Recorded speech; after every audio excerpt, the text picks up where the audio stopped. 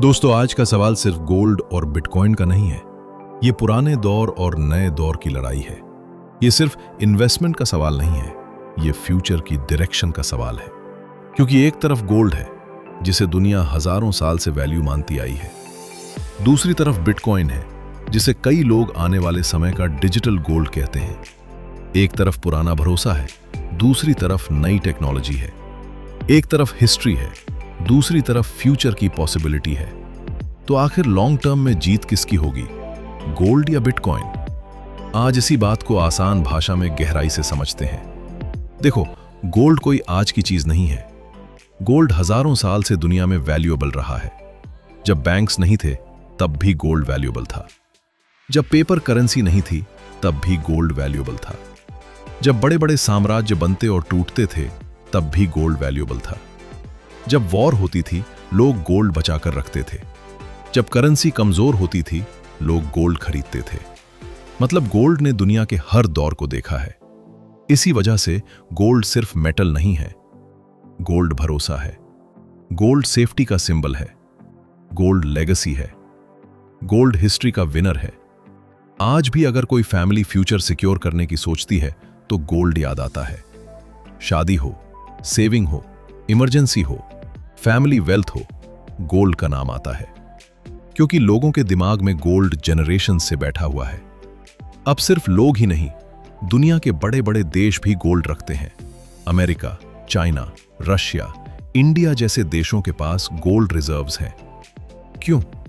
क्योंकि अगर सिस्टम में अनसर्टेनिटी आए, करेंसीज प्रेशर में आए, मार्केट्स गिरें, तो गोल्ड वैल्यू प्रिजर्व कर सकता है। इसी वजह से सेंट्रल बैंक्स भी गोल्ड खरीदते रहते हैं। अब गोल्ड की सबसे बड़ी ताकत ट्रस्ट है। हर जनरेशन जानती है, हर कंट्री पहचानती है। फिजिकल एसेट है, हाथ में पकड़ सकते हो।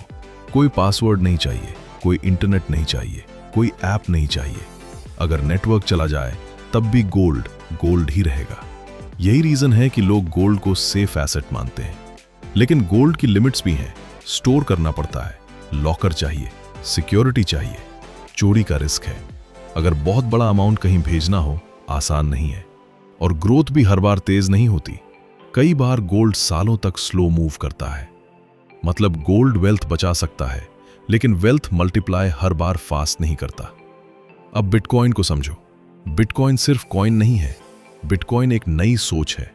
बिटकॉइन एक ऐसा डिजिटल एसेट है जो पहली बार दुनिया को फिक्स सप्लाई देता है। पूरी दुनिया में सिर्फ 21 मिलियन बिटकॉइन होंगे, ना ज्यादा, ना एक्स्ट्रा प्रिंट, ना कोई अचानक सप्लाई बढ़ा सकता है। यही इसकी सबसे बड़ी ताकत है। आज करेंसीज प्रिंट हो सकती हैं, गवर्नमेंट्स मनी सप्लाई बढ़ा सकती हैं। जब ज्यादा पैसा सिस्टम में आता है, इन्फ्लेशन बढ़ सकता है। इन्फ्लेशन बढ़े तो वही 100 रुपए की वैल्यू धीरे धीरे कम हो जाती है। पहले 100 रुपए में ज्यादा चीज मिलती थी, बाद में कम मिलने लगती है। बिटकॉइन सपोर्टर्स कहते हैं कि लिमिटेड सप्लाई लॉन्ग टर्म में पावरफुल हो सकती है। इसी वजह से कई लोग बिटकॉइन को डिजिटल गोल्ड बोलते हैं, क्योंकि गोल्ड लिमिटेड है और बिटकॉइन भी लिमिटेड है। गोल्ड जमीन से निकलता है, बिटकॉइन माइनिंग प्रोसेस से आता है। गोल्ड फिजिकल स्कैरेसी है, बिटकॉइन डिजिटल स्कैरेसी है। अब बिटकॉइन की दूसरी ताकत स्पीड है। अगर आपको दुनिया के किसी भी कोने में वैल्यू भेजनी है, बिटकॉइन भेजा जा सकता है। कोई बैंक टाइमिंग नहीं, कोई संडे हॉलिडे नहीं, कोई बॉर्डर नहीं, कोई लंबी वेटिंग लाइन नहीं, बस वॉलेट एक्सेस चाहिए। यही वजह है कि लोग इसे फ्यूचर पेमेंट टेक्नोलॉजी का हिस्सा भी मानते हैं। मतलब गोल्ड फिजिकल दुनिया का एसेट है, बिटकॉइन डिजिटल दुनिया का एसेट है। अब ग्लोबल पिक्चर समझो। आज दुनिया में ट्रिलियंस डॉलर्स का डेट है। कई देशों पर ह्यूज लोन्स हैं। इन्फ्लेशन कई जगह इशू है। कई करेंसीज प्रेशर में आई हैं। सेंट्रल बैंक्स बार बार पॉलिसीज बदल रहे हैं। इंटरेस्ट रेट्स ऊपर नीचे हो रहे हैं। ऐसे माहौल में लोग ऑल्टरनेटिव्स ढूंढते हैं। कुछ लोग गोल्ड खरीदते हैं, कुछ लोग बिटकॉइन देखते हैं, कुछ लोग स्टॉक्स लेते हैं, कुछ लोग रियल एस्टेट।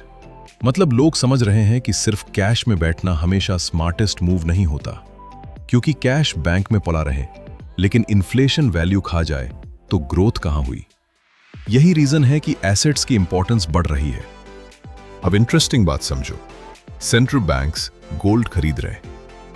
कई देशों ने रिसेंट ईयर्स में गोल्ड रिजर्व्स बढ़ाए हैं, क्योंकि गोल्ड ट्रस्ट देता है। दूसरी तरफ बड़े इंस्टीट्यूशंस बिटकॉइन में इंटरेस्ट ले रहे हैं। ETFs आए, फंड्स आए, कंपनीज ने बैलेंस शीट पर बिटकॉइन ऐड किया। मतलब एक तरफ गवर्नमेंट्स गोल्ड को सीरियस ले रही हैं, दूसरी तरफ फाइनेंशियल मार्केट के बड़े प्लेयर्स बिटकॉइन को सीरियस ले रहे हैं। अब जेनरेशन शिफ्ट समझो। पुरानी जेनरेशन गोल्ड को ज्यादा ट्रस्ट करती है क्योंकि उन्होंने गोल्ड देखा है, यूज किया है, घर में रखा है। उनके पेरेंट्स ने गोल्ड रखा था, उनके लिए गोल्ड नेचुरल वेल्थ है।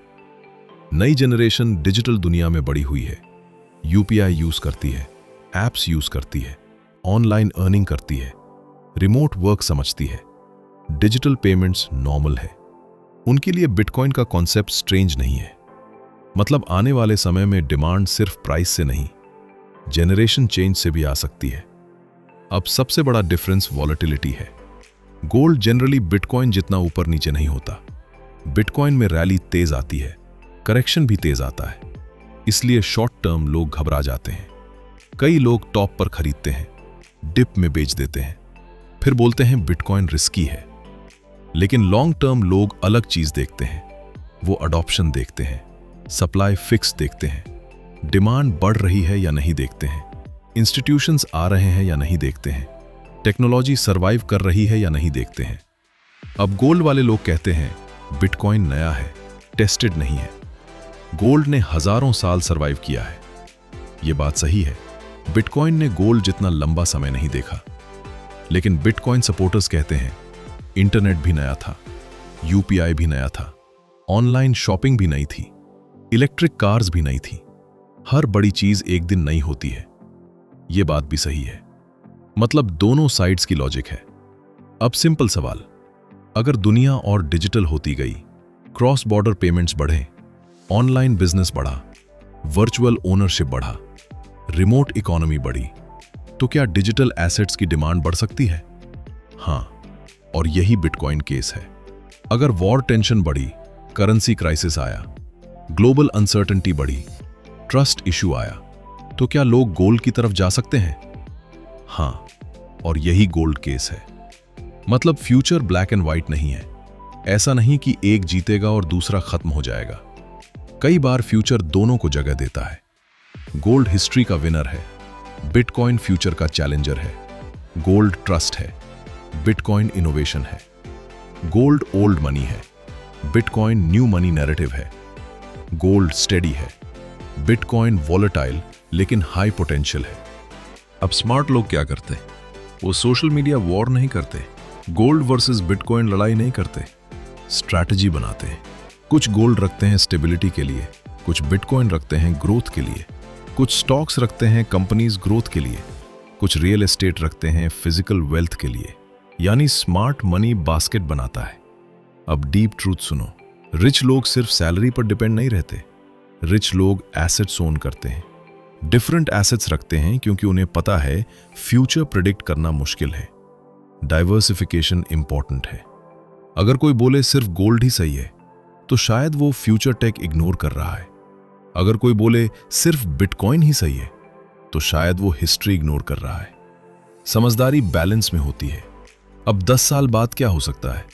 हो सकता है गोल्ड स्टेबल ग्रोथ दे, हो सकता है बिटकॉइन अडॉप्शन बहुत बढ़ जाए, हो सकता है रेगुलेशंस क्लियर हो सकता है क्रिप्टो मेन स्ट्रीम हो जाए, हो सकता है अनसर्टेनिटी बढ़े और गोल्ड फिर चमके। मतलब पॉसिबिलिटीज बहुत हैं, लेकिन एक चीज क्लियर है, बिटकॉइन को अब इग्नोर करना मुश्किल है और गोल्ड को रिप्लेस करना भी आसान नहीं है। अब कॉमन आदमी क्या करे? पहले सीखो, ब्लाइंडली किसी ट्रेंड में मत जाओ। न सिर्फ पुराना देखकर जाओ, न सिर्फ हाइप देखकर जाओ। समझो एसेट किस काम का है। गोल्ड वेल्थ प्रोटेक्शन हो सकता है, बिटकॉइन ग्रोथ बेट हो सकता है। दोनों का रोल अलग हो सकता है। दुनिया में पैसा वही बनाता है जो बदलाव को समय रहते समझ लेता है। जब इंटरनेट आया, कुछ लोग समझ गए। जब ई-कॉमर्स आया, कुछ लोग समझ गए। जब डिजिटल पेमेंट्स आए, कुछ लोग समझ गए। आज डिजिटल एसेट्स का दौर है। कुछ लोग हंस रहे हैं, कुछ लोग सीख रहे हैं। टाइम बताएगा कौन आगे निकला। अब मैं आपसे पूछता हूं, अगर आज आपको 10 साल के लिए चूज करना पड़े, एक साइड गोल्ड, एक साइड बिटकॉइन, तो आप क्या लोगे? Gold for safety, bitcoin for future, या दोनों? कमेंट में जरूर बताना।